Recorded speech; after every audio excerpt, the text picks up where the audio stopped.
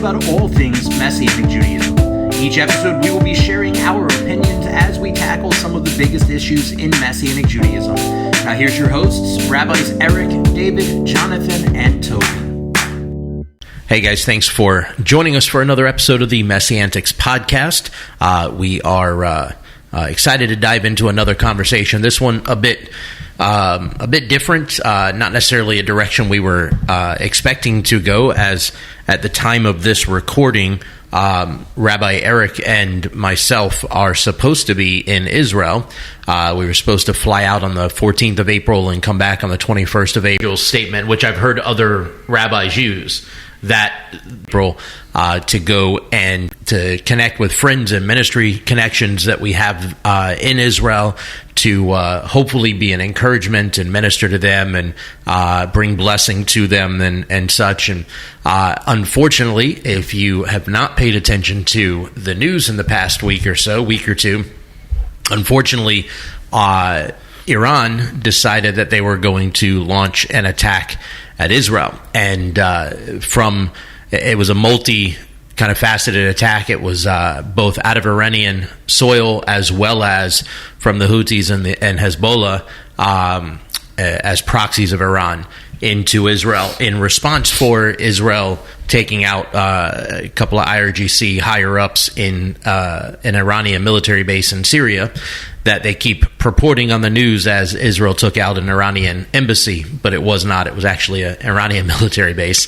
in an area that they shouldn't have been in to begin with. But nonetheless, the Iranian government, the IRGC, launched hundreds of what they were calling suicide attack drones that were never intended to return back to Iranian soil.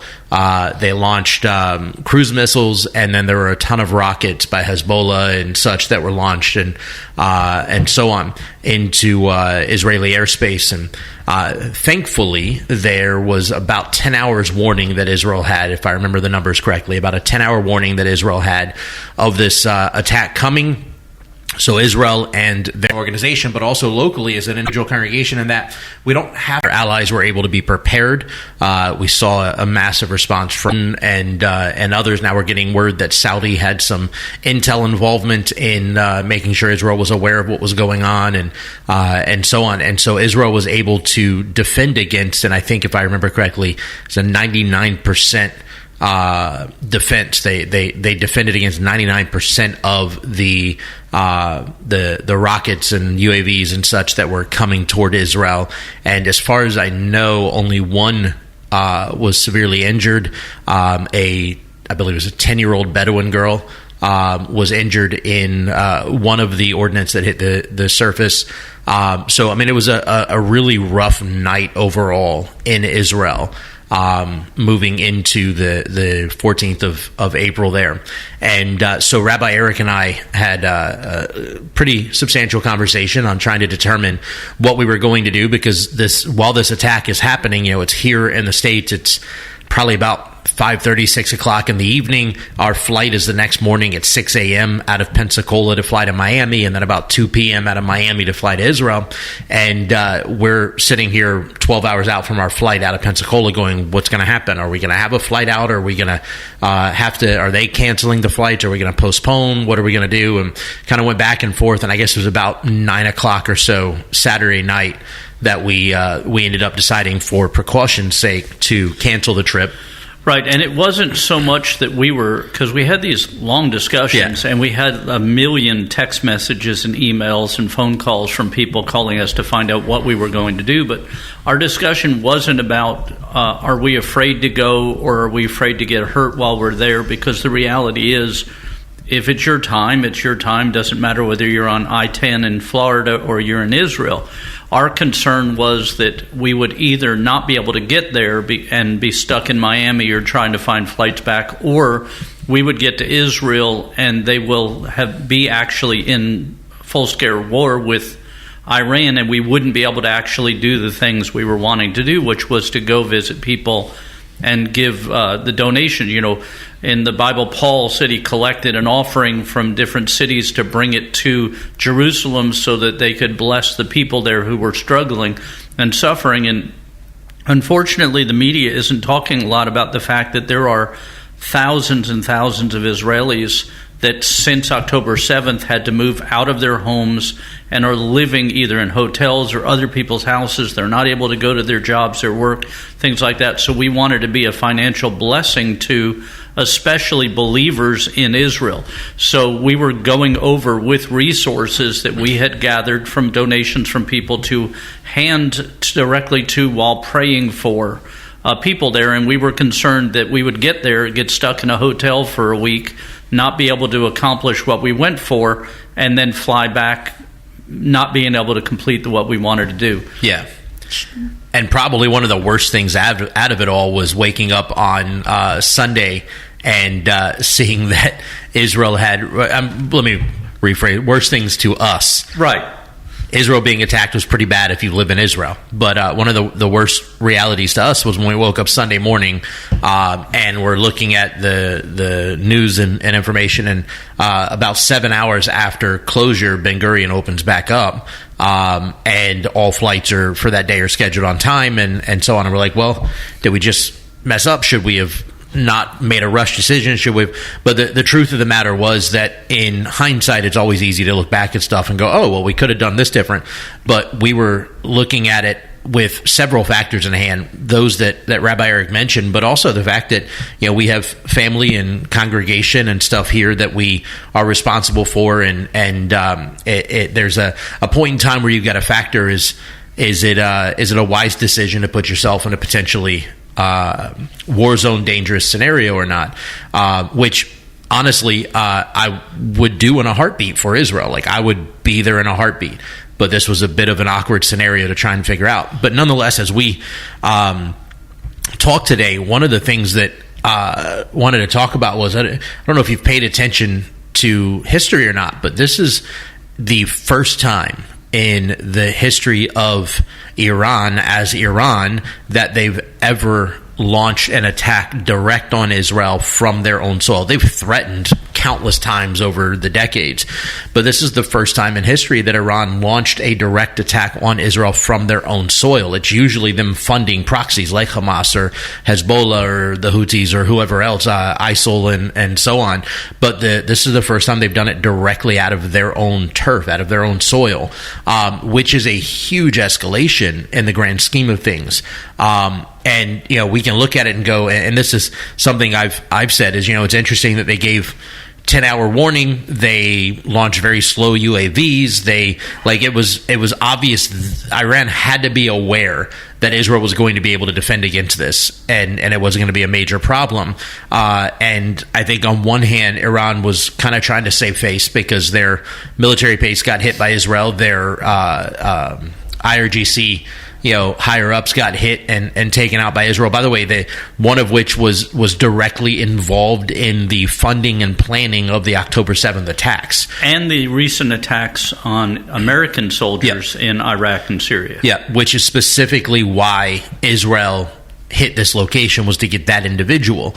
And so the IRGC attacks in a manner in which, and I think, and this is just my theory, I think it's likely that they felt they had to do something because they talk a big game. They had to put a stake behind it at some point.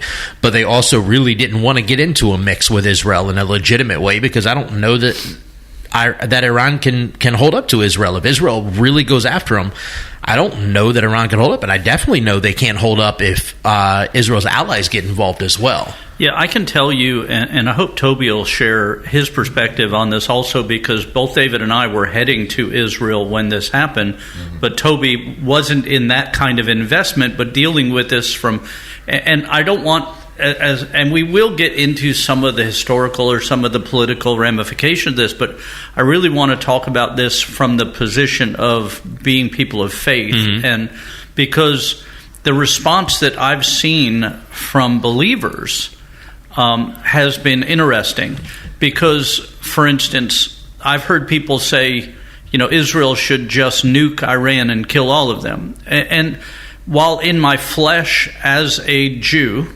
as one who Israel is my people's homeland, my flesh response would be, yeah, let's just make a parking lot out of it. However, as a believer, and knowing that Iran is currently having one of the largest revivals where Muslim people are coming to faith in Yeshua, and it's moving in from house to house and place to place, there are who knows how many hundreds of thousands, if not millions, of believers there in Iran that are not connected with. They don't want to destroy Israel. And I actually shared a video on my social media the other day of a young Iranian girl who made it very clear that the Iranian government, the religious government that's ruling and functioning, that it doesn't speak for the Iranian people. And you can watch video after video of Iranian people talking about how much they love the Jewish people and how much they love Israel. So in my heart, there's this tug of war that goes on between wanting to defend your homeland and your people and wanting to deal with that, and at the same time understanding that this is a relatively small group of people that's leading this country, while the vast majority of the people of Iran are not desiring war with Israel. They're not desiring to take Israel out and drive them. So it's a different thing. And then on top of that, I was just amazed by the involvement of Saudi and especially Jordan, who actually launched fighters to fight alongside Israel. Yeah. Growing up, Jordan and Saudi were adversaries of Israel. They were, growing up, it was dealing with the Jordanians firing guns, rockets, and weapons and attacking Israel, and now standing alongside Israel, defending them. It just, the mixed feelings of this event. And again, it's so weird because within me are different variants. There's my love for Israel, and which is unequivocal. My love, that doesn't mean I agree with everything the Israeli government does, but my love for Israel, the land, my love for believers. And there are millions of believers in Iran now. Growing up, the history I had with Jordan and Saudi Arabia and so on, and now sitting there cheering the Jordanian Air Force as they stand alongside, fly alongside, and defend Israel from this attack. It was just a blend of different thoughts and emotions and things going on, which is the vast switches and changes of things that have taken place is really pretty overwhelming. I saw a video on social media from a content creator who's in the military, the U.S. military, and whatever, but he's comedic. He does some pretty funny stuff. He goes, he said, people keep saying we're living in unprecedented times. He goes, what do you have to do to get to precedented times? Because I'm really tired of seeing everybody at war. I'm really tired of all of these threats. I'm really tired of financial crises. I'm really tired of what do we do to get back to precedented times? And I think that's when I talk about this is the first time Iran's done something like this. You talk about Saudi and Jordan kind of defending Israel and the sort of historical irony of that. It really is unprecedented. Is the only way I can describe it. I don't have another word for it. It's very weird. It's an awkward feeling.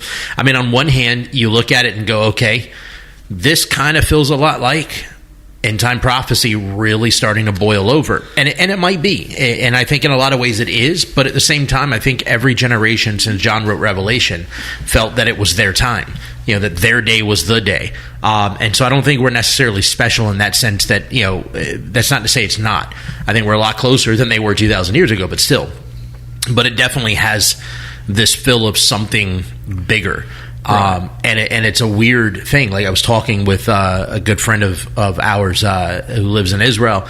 He's from the U.S. and made Aliyah, him and his wife and kids. And he goes, he says, in 4 years, I've got 2 kids in the IDF. Over the next 4 years, I've got two kids that have to go and volunteer to serve as everything's heating up. Joshua Aaron's got his oldest daughter is in the IDF right now, and his oldest son will be joining the IDF in the next couple of months, if not sooner.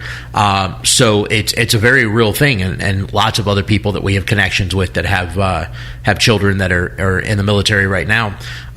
It's a very interesting thing to see as we're watching this play out and how it affects people that we actually know, like that are really close with us, that we've been friends and in essence family with for years, and watching how it's changing things in a very dramatic way.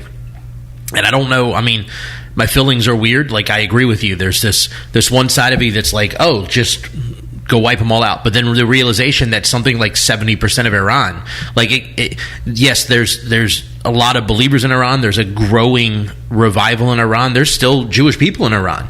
There's still a Jewish community in Iran. And so, but it's something like 70 or 80% of the Iranian people do not want the IRGC, do not want the Ayatollahs, do not want the Iranian government to be in charge anymore. They want a regime change. And if you track back to the 60s and 70s, what Iran was then versus what it is now are two entirely different worlds. And you've got a country that is growingly, it's more and more this is happening, that when a female wears a hijab the wrong way, they just get killed in the streets.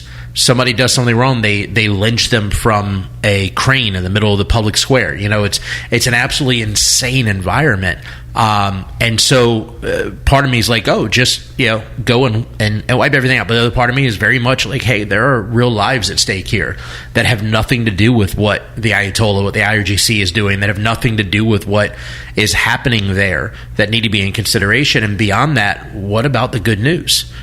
How do we present that in a way that is a blessing if we're saying go and wipe everything out, go and take everything and be done with it? So yeah, I think it's definitely a weird situation, a weird feeling to walk into.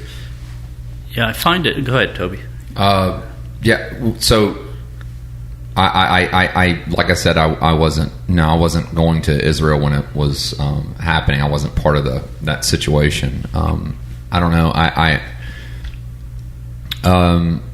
When things like like this thing with Iran and then of course October 7th, and then I remember back in like 2007 when Lebanon, that stuff was going on. It's just I try not to get involved with the fear mongering that some people kind of do, which is like, oh, this is it, this is the time when it's all gonna, it's gonna be the end times and this, that, and the other and stuff, and I don't think there's anything wrong with being ready. Yeshua says, "Don't be deceived." But that's what's the interesting thing. When the disciples asked him, how do we know when it's, how do we know when you're about to come back? When it's the end of the age. He doesn't say to get ready. He doesn't tell them to prepare, really. He just says, don't be deceived. Of course, he doesn't tell them to like actually, he doesn't give them like actual instructions to like go here, go there. He's the first thing he says is not to be deceived. So when those things happen, when Israel's attacked and those kinds of things, at this point, it's happened enough times where I'm not trying to sound callous. I'm just not surprised when those nations do that. I think I guess I shouldn't be surprised really at the reaction of our country and things like that oftentimes, because it just seems so bizarre to me how small Israel is compared to the countries around it.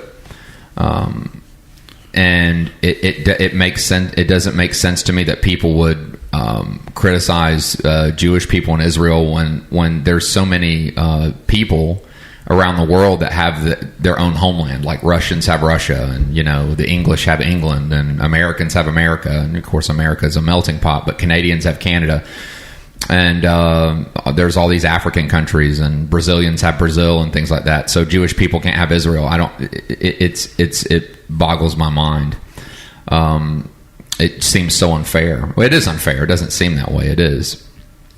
And it's interesting that when you consider world politics and all the geopolitics or whatever, which, every country has issues and this, that, and the other, but it should point so many people to the truth of the Bible that this little tiny country that's like so tiny, it's so small, has been the center of so many issues for generations, because that's because of what God's doing there and what He said He would do there. So it's again, I'm not trying to sound callous when I'm like, oh, great, I'm not surprised.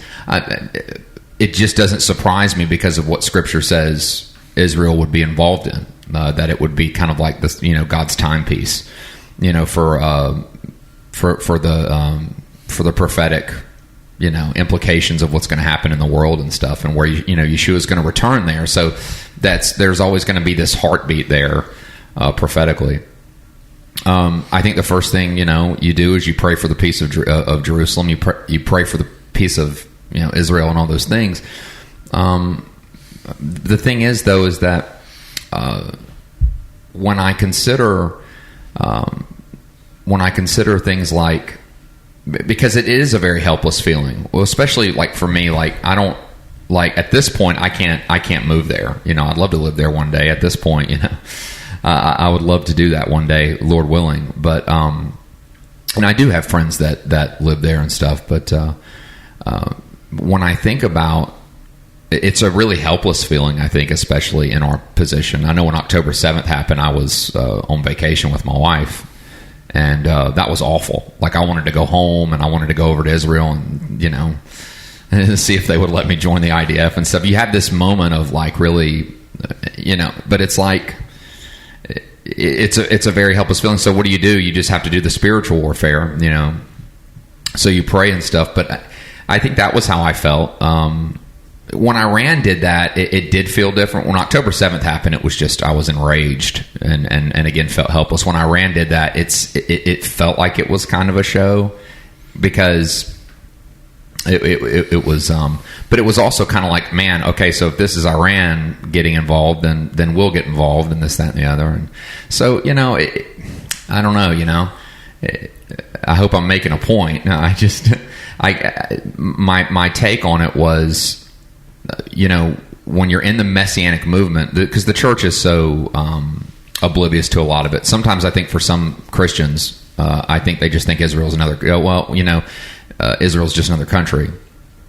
But being Messianic, you're always tuned into what's going on there. So when something like Iran happens, or when October 7 happens, and it hits you really hard, but then it's also like, but golly, the Bible said this stuff would happen. So I think that's the toughest thing, is feeling like there's something we need to do, and there's something you want to do, but then kind of like how terrible it's going to get right before it gets, right before the Lord returns and stuff. So yeah, I don't know. Yeah, it's crazy. So I want to say this.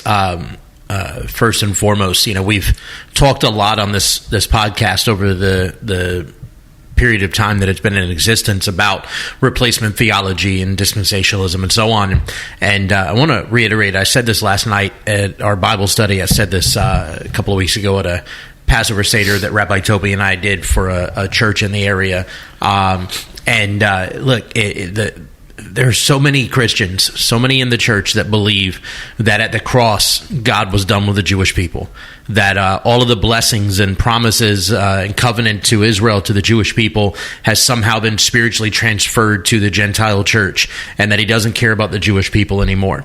And it's a very problematic issue to begin with, and I think that's a lot of why we have so much anti-Semitism in the church today. I think that's why we have so many people in the church today that are, and now there's a lot of Christians, a lot of churches that are very pro-Israel, very supportive, but there's also a lot of voices that are very anti-Israel, anti-Semitic, that are very much pro, and I'll never understand how we have people, especially here in America, that are pro-Hamas in this mix. Not pro-Palestinian, they're pro-Hamas because they just hate the Jewish people. But here's the thing about it. If you're a believer in Yeshua, if you believe that Jesus is the promised Messiah of Israel, if you believe that Jesus is the only means of salvation and that your faith in Jesus gives you eternal salvation, you cannot truly actually believe that your salvation is eternal if you do not believe that God's covenants and promises to Israel and the Jewish people are eternal. If you believe that in any way, shape, fashion, or form, God could have stopped or ended or cut off Israel from his eternal covenant. He says in his word that his relationship, his covenant, and his promises to Israel is eternal. And if you believe that he could somehow flip the switch on eternal when it comes to that, then you can't possibly truly believe that God can hold his word and truly means that your salvation is eternal. Because if you believe he can flip the switch on one, what makes you think he can't or won't flip the switch on the other? So in order for us to believe that our salvation in Yeshua is eternal, we have to equally and also believe wholeheartedly that God's covenantal promises to Israel are eternal. And so there is a biblical, a spiritual obligation for us to, as believers, to stand with Israel in the midst of this. That's not to say that we have to think that Israel does everything perfect. Israel is not a perfect country by any means. Israel is not a hyper-religious country by any means. There are hyper-religious people there, but it is not a hyper-religious country by any means. It is a overwhelmingly predominantly secular country. And aside from that, it's the only legitimate democracy in the Middle East. It is the only democracy in the Middle East that has freedom, like legitimate freedom. You can be a Christian and be in Israel and be okay. You can be a Muslim in Israel and be okay. You can be Hindu. You can be Buddhist. You can be Baha'i, you can be whatever, and it's all okay. You're not going to have issues. But you can't say the same for the countries that surround Israel, right? If you go to Lebanon or to Syria or to Iran or to Iraq and you're a Christian or you're a Jewish person, you're in trouble. It's not going to be a safe environment for you. There are laws against your existence there. But in Israel, you can stand firm. Right. It's interesting, and we've been watching the news and all this stuff going on, but one of the things that both Rabbi Toby said and Rabbi David said is talking about this concept of Christians separating themselves from Israel as if Israel is other from them. When the scripture says if you are a non-Jewish person who is a believer in Yeshua, you become grafted into and you become part of the commonwealth of Israel. And it's one of those things where when you realize that, it's kind of like when we moved to Alabama, and suddenly there was, Alabama or Auburn. Which team were you on?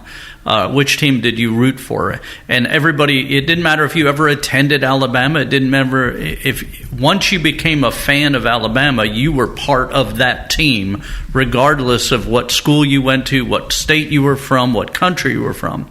And if you understand that when you become a believer in Yeshua, you become part of the Commonwealth of Israel, then there should be no way you could root for the other team. You could stand up against Israel because the covenant promises that God made to Avraham. If you remember, when God established his covenant with Avraham, Avraham was asleep, and God made that covenant with Avraham. It's a one-sided covenant that God said, I'm going to do. There is no responsibility on Israel to keep that covenant that God said he would always keep.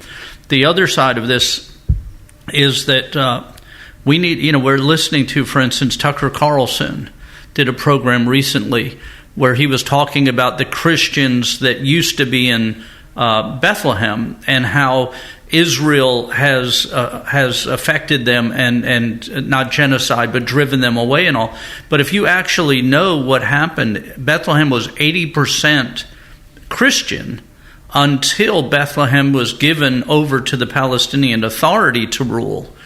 And it was the Muslims that ran the Christians out, and they became part of greater Israel. They didn't go away. They moved out of Bethlehem into the Jewish sections of Israel and became part of the community there, where Muslims, Christians, Druze, and others all have equal rights within the citizenship. So it's not that the Jews were horribly mean to these Christians in Bethlehem. It's that the Muslims chased the believers out, the Christians out of Bethlehem. And so we hear these things, and then the result of people reporting things like that is people who proclaim to have faith in the Messiah of Israel standing out on bridges and in roads waving Hezbollah and Hamas flags and proclaiming that their faith in Yeshua, the Messiah of Israel, is the reason they have to stand with the terrorists in their actions. It's just bizarre. And Toby also was talking about the size of Israel. Israel has just under 10 million people that are citizens, that are part of Israel. Iran has 88 million people that live there.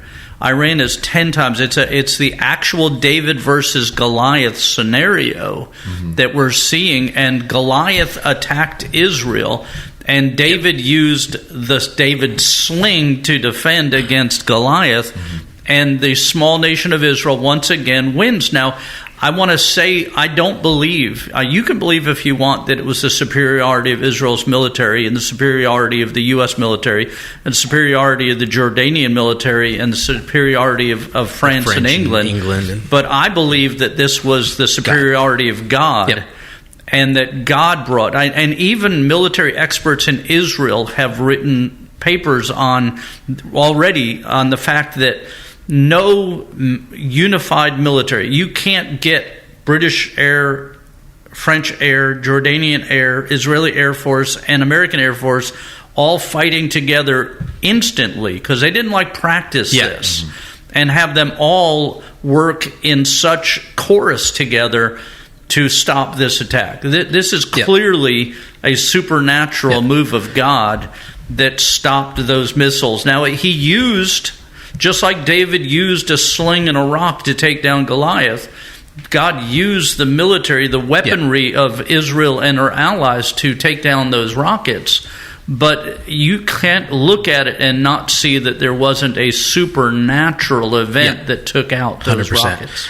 And I'm going to add a little something extra to that now that you brought up David and Goliath in the mix. Here's the interesting thing about all of this. When we talk about the Israel-Arab conflict, and we'll expand it out, the Israel-Arab conflict or the Jewish-Islamic conflict, or however you want to look at it, the reality is this goes way farther back than 612 Common Era, when Muhammad started preaching his vision and the Quran began to develop in the 700s and so on. It goes way before all of that, because the reality is this Israeli-Arab conflict is actually a age-old, millennia-old family conflict. This goes all the way back to Isaac and Ishmael and to Jacob and Esau. Esau married Ishmael's daughters to make his parents mad, and it's loosely from that train that we end up getting the Arab people as a whole. And it's a family conflict that goes back to Isaac and Ishmael having their issues and Esau and Jacob having their issues and never actually dealing with those issues. And then we go even further into Joshua, and we see that when Joshua leads Israel into the Promised Land, that they stop short of taking the area of Gaza from the Philistines. And the Philistines grow there and become a constant thorn in Israel's side because they stopped short of actually fully taking that land. And they never did what they were supposed to. In fact, it was Dan that rejected it and walked away from it and went north. But the reality is Israel never fully took that land. And so the Philistines ended up settling and developing and growing there. And from Gaza continued to be a massive issue for Israel throughout their history, right? And then we continue to go out. So October 7th, and this Gaza-Israeli conflict isn't new, but October 7th was a reiteration of this historical conflict. It's not the same people by any means, because the Philistines don't exist anymore.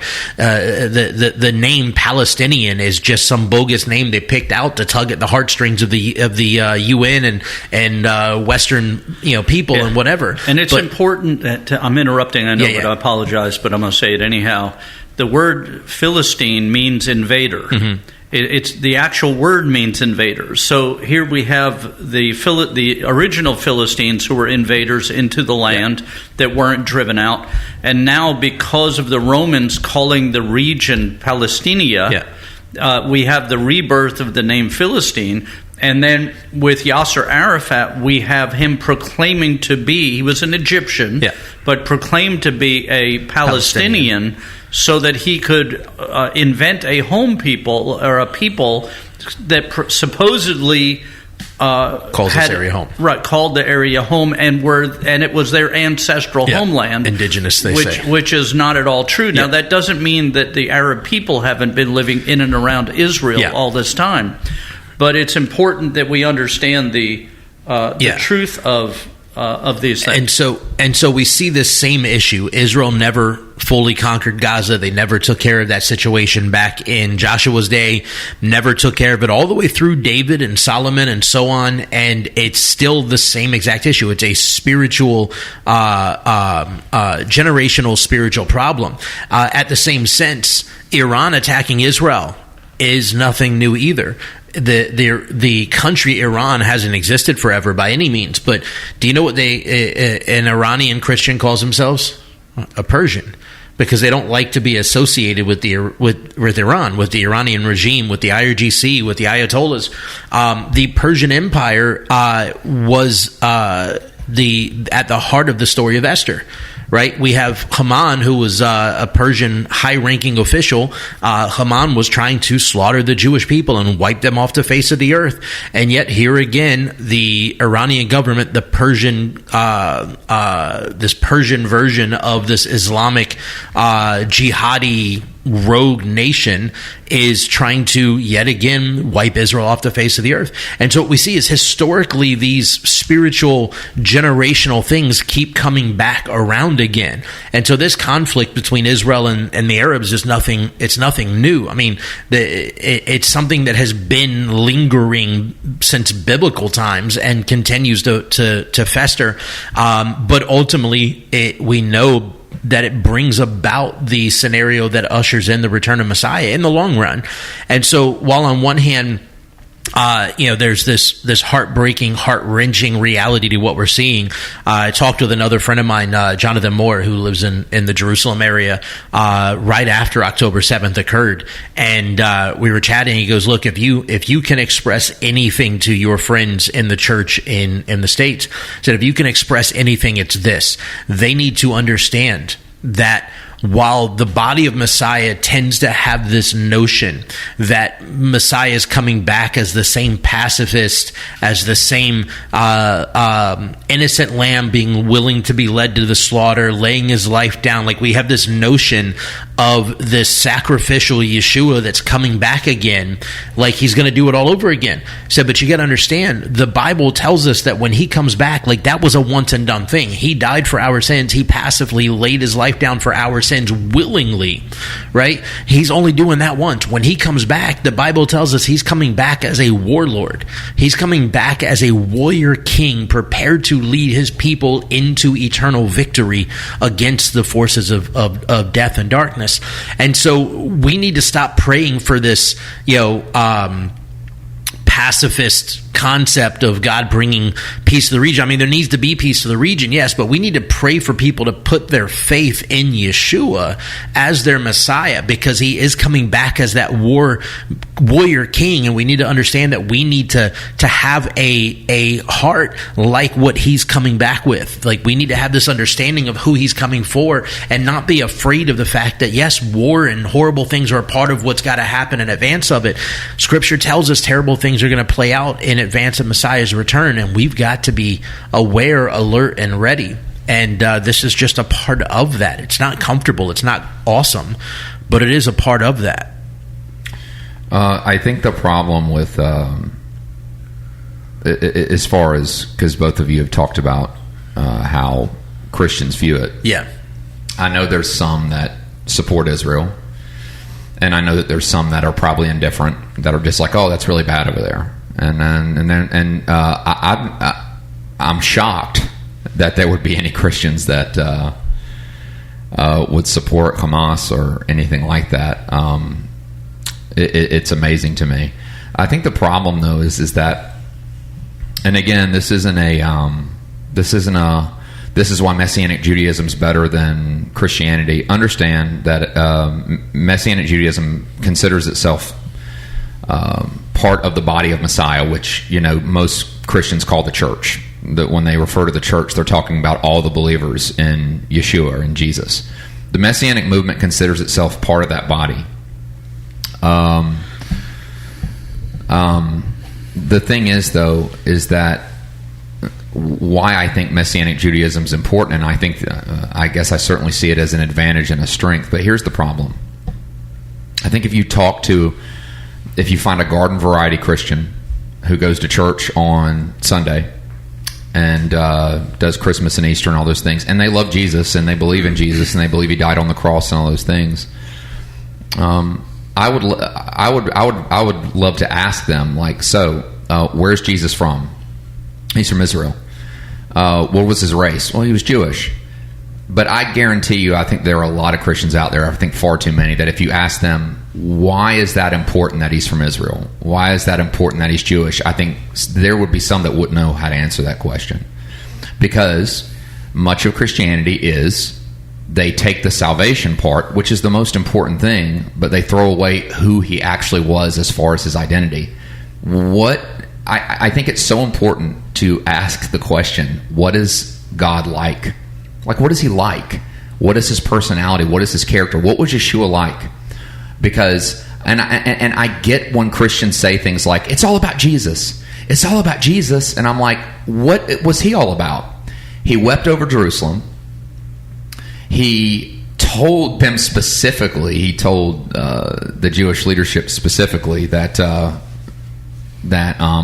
he was not going to come back until they acknowledged him. Mm-hmm. So I think that's the problem. All that to say, I think that's the problem with Christianity, is just that they receive the salvation part, and that's what they mean. When I hear a Christian say it's all about Jesus, I'm like, I know what you're saying. You're saying that's what you need to have eternal life. That's a ridiculous small box to put him in. It's all about Jesus. I'm like, all that means is he's your requirement. He's the ticket you need. You have no interest in, or at least you act like you have no interest in, what he did on a day-to-day basis, what he cared about, what was important to him, and what was and what Yeshua is all about is he's all about Israel and stuff. It's like I think that so many people think, when he comes back, he's going to come back to like New York or something. Anyway, so. Yeah. I want to say a couple of things real quick. One is, I mentioned earlier that Rabbi David and I were heading to Israel to distribute some funds and finances that we had raised to give to people there. I want to let everybody know that even though we didn't fly to Israel, the funds have been sent to Israel and were sent to individual believers there so that it could be a blessing to them.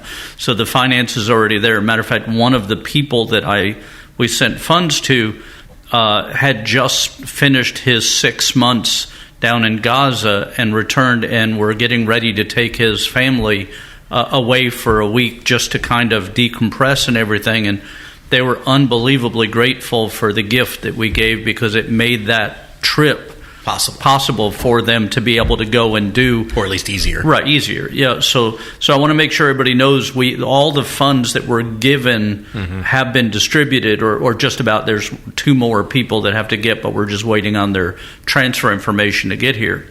The other thing I wanted to say is, by the time you hear this, because this is pre-recorded, Israel may or may not have responded or retaliated to the Iranian attack. At the moment we're recording this, Israel has not yet responded militarily. I don't know if they will or not, but I want to encourage all of you listening, and if they do respond or they don't respond, it doesn't change what I'm about to say, and that is that we need to be praying for both the Israeli people, which includes not just the Jews, but the Arabs, the Christians, the Druze, all those who live in Israel.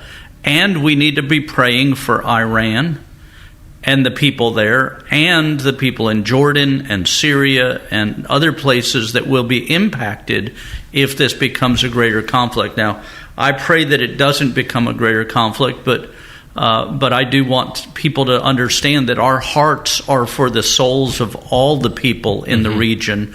We don't just pray for the Israeli people, we pray for all people. Go into all the world and make disciples. So while we love the nation Israel because God loved the nation Israel, the land of Israel, we don't love it opposed to loving everyone else. God chose the Jewish people so that through him he could choose the rest of the world, so that they would bring the message to the rest of the world, because he loved all people. So as we're getting ready to wrap up this episode, I wanted to make sure it was clear first that we gave that money out. We have 2 more people. We're waiting on contact information at this moment, and by the time you hear this, it will have been given out. And then we want you to be joining us to pray for all of the people in the region, including the United States, because the truth is that Iran is not just threatening Israel, they're also threatening the United States. Yeah. And we will be rescheduling this trip hopefully in the coming weeks. We're kind of watching and waiting to see what response and various volleying comes out of this attack this weekend. But we are planning on still rescheduling this trip, getting over and being able to be the hands and feet of Mashiach to our Israeli brothers and sisters. And two other things real quick. One is I just looked at your watch and there's a friend from Israel that's texting you right at this moment. But the other thing is that in February, we'll be going to Israel and bringing a group with us. And if you would like information on how you can join us on that trip, you can email either me or Rabbi David, and we'll provide that information to you.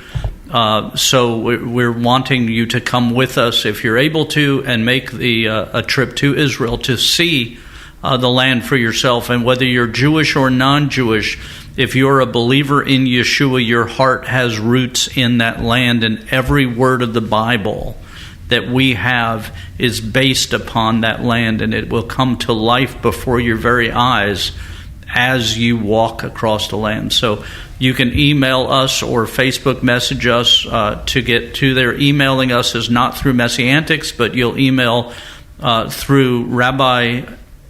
What's your Rabbi at? Rabbi at Shalom. Rabbi at ShalomEasternShore.com. As I idiotically dropped my phone on the table, but Rabbi at ShalomEasternShore.com. And then for me, Rav Eric at britam.org. That's BRITAHM.org, and we'll send you information on the upcoming trip. Just for clarification, BRITAHM. Yeah, AHM, not HAM. AHM. And watch your computer as you type that, because it might auto-correct it to Brit Ham. It's not Brit Ham, it's Brit Am, covenant people. And thanks for joining us today. We will see you next time. Thank you for listening to the MessianTics Podcast. Make sure to subscribe so you can be notified every time we drop a new episode. And be sure to follow and interact with us on social media at MessianTics Podcast.